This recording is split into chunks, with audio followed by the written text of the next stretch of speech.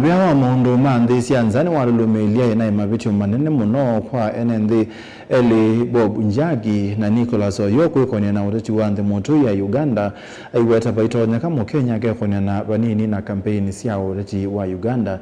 Minista Muviani Musalia Mudavadi na Muandiki Mutinika Muviani Korir Sing'oei Nimalulumiliilya Silikali ni Atetei itonya kuikithia Njagi na Munyanye Nimanalekkw'a na kutungwa va Kenya mena uimamusio wamwe Benjamin.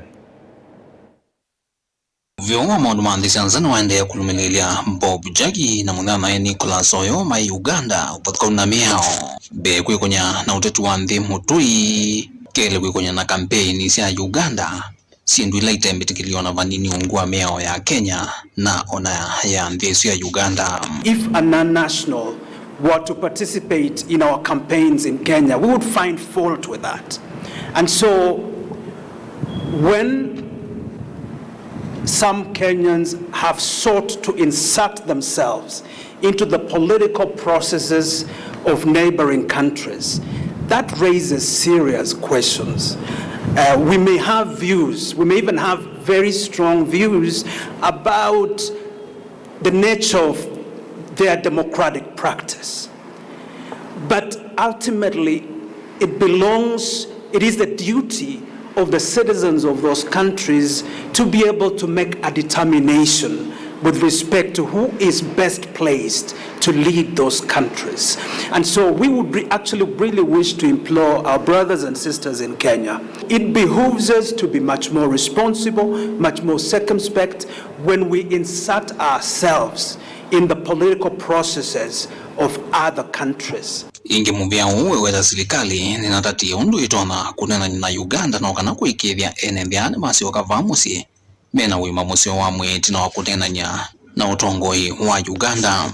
I think that is very, very clear. They were arrested because of being part and parcel of a political campaign of the opposition or on behalf of the opposition in Uganda, something that I think the Ugandans could have felt falls outside the domain of their rights.